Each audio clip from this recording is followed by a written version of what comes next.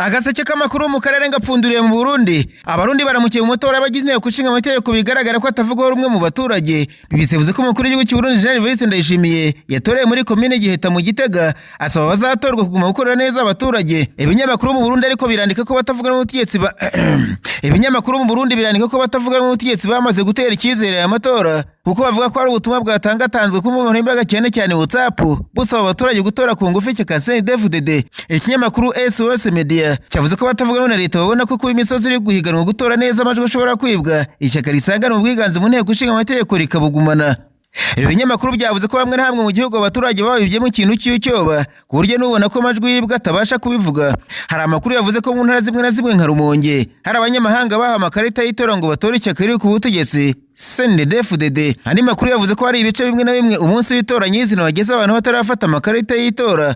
Hari abanyapolitiki nka Bagatorwasa bamaze iminsi bagaragaza ko ibingibi batari amatora ari ikinamico ryateguwe n'ishyaka riri ku butegetsi kuko bisa naho amatora yararangiye kuko bakabaye bahatana na CNDD-FDD ngo bangiwe kwiyamamaza. Nararanganisha amaso ibinyamakuru byandikirwa muri Uganda. Abanyamakuru bakize amakaramu ku mpapuro barandika banditswe ko Minisitiri w'Imari wa Uganda Bwana Mathias Kasaija yatunguranye agaragaza ko ashaka kuguma mu nteko ishinga amategeko no muri guverinoma ku myaka ya 81. Yasubye abaturage mu karere ka Kibare kumuha amahirwe ya nyuma akazaba umudepite nibura manda imwe agaharira abandi. Minisitiri Kasaija umaze kumenyekana cyane muri Uganda ari kubera uko avuga atabya ku bintu bikomeye n'umwe mu bantu bamaze igihe kinini mu butegetsi bwa Perezida Museveni. Ikinyamakuru Chimp Report cyavuze ko abanyamakuru babajije Bwana Mathias Kasaija impamvu atari kurangwaho abatoya nabo bategeke muri kwa gutebya kwe.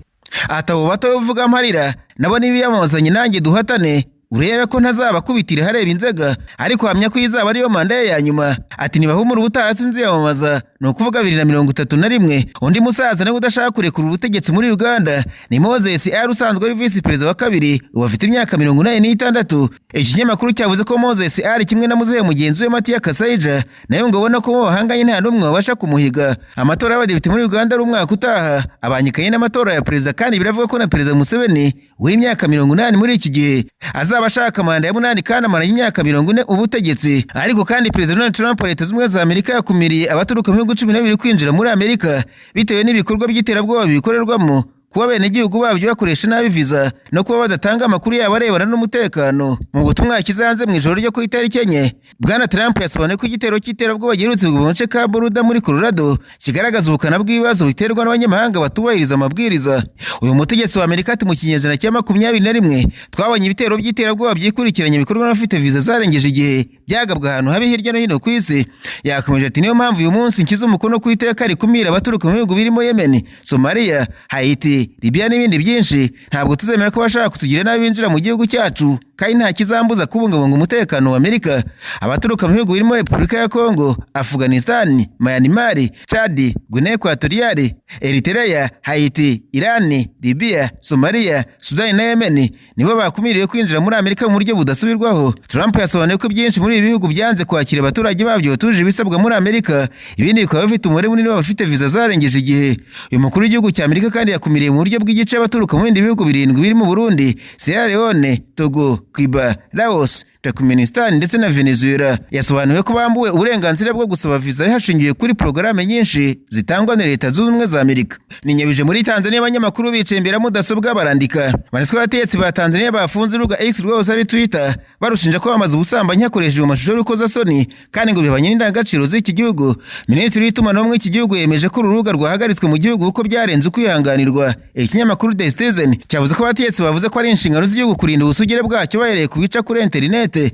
Tanzania yavuze ko itazihanganira ikintu cyose cyatuma indangagaciro zayo zihungabana kandi yamenyesheje ko atari urubuga X gusa rwafunzwe ngo na YouTube nayo barayoga runono kuko arabashyiraho amakuru yamamaza ubutinganyi. Iki gihugu gishinzwe kuba gikabya kugenzura no gufunga ahantu hose abanyagihugu bakabaye binyagamburira. Umwaka ushize X yari yatangaje ko itazongera gukumira amashusho ajyanye n'imibonano mpuzabitsina mu gihe cyose abagaragaramo bayafashe babyumvikanyeho. Minisitiri ushinzwe itangazamakuru muri Tanzania Jerry Silaa yabwiye televiziyo y'igihugu ko ibyo bikorwa binyuranye n'amategeko yabo. Yavuze ko urubuga rugaragaraho ubusambanyi n'ubutinganyi byose binyuranye n'amategeko y'igihugu cya Tanzania, umuco, imigenzo n'amahame tugenderaho. Urubuga X rufunzwe muri Tanzania nyuma y'umunsi mwafunzwe urusengero rw'umudepite udasingiza ubutegetsi kandi we mu ishyaka CM uri ku butegetsi washinjaga leta kunyereza abaturage no kubica nta rubanza rubayeho. Igihugu kiritegura amatora ya perezida mu kwezi kwa 10 uyu mwaka ariko Perezida Samia Suluhu Hassan arashinjwa kwigizaho buri kintu cyose cyatuma atabona manda ya kabiri ndetse arashinjwa n'igitugu ku rwego rwo hejuru.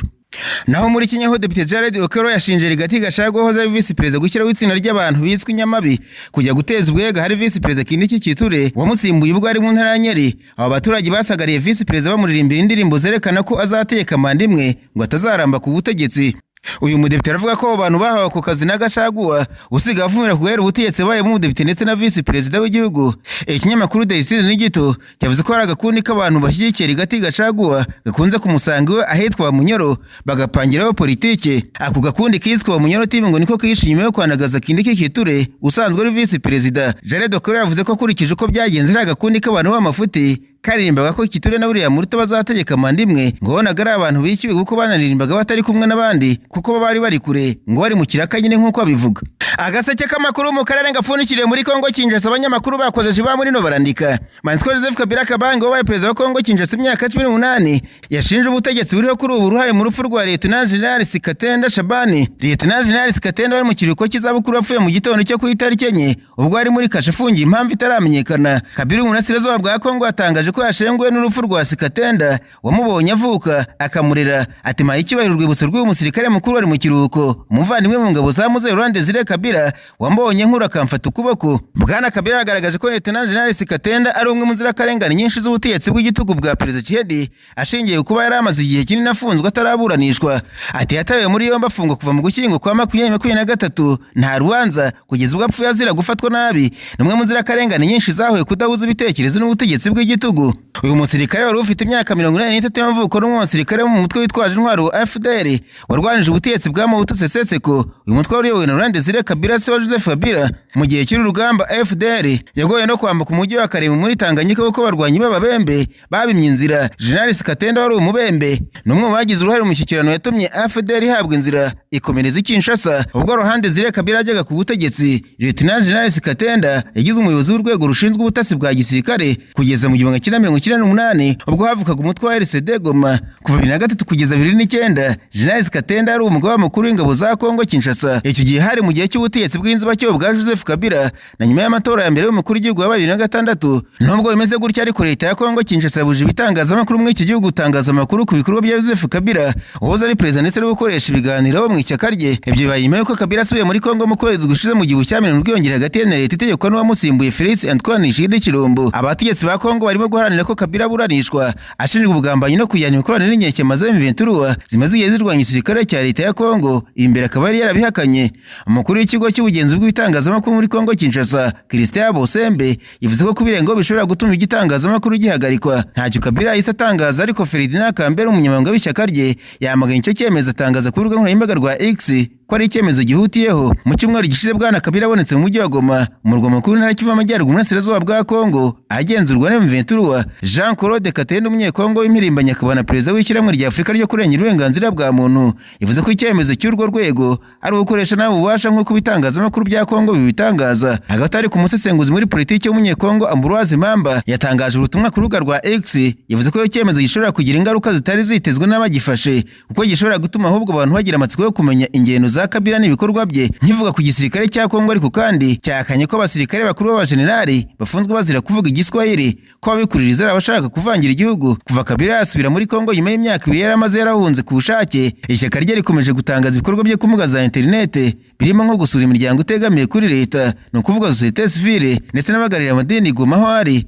Umuvugizi w'ingabo za Kongo Major General Sylvain Ekenge yavuze ko abasirikare bashya binjira mu gisirikare cya Kongo bagomba kwemeza kuzamara imyaka 7 bakiri ingaragu nta n'umwana bafite. Mu mashusho yasakaye ku mbuga nkoranyambaga humvikanamo guverineri mu rwego rwa gisirikare w'intara y'Ituri Lieutenant General Johnny Ruboya Nkashama avuga ibibazo by'imyitwarire mibi bituma urugamba bangaye muri 23 rubatsinda. Yavuze ko ingabo yowe zugarijwe n'ibibazo by'ingutu biriminyizwa ry'imishara yabo, imfubyi n'amapfakazi basizwe n'abasirikare baguye ku rugamba n'ibindi. Umuvugizi w'ingabo za Kongo ku itariki 3 yavuze ko imfubyi n'abapfakazi badahabwa ubufasha abatuje ibisabwa.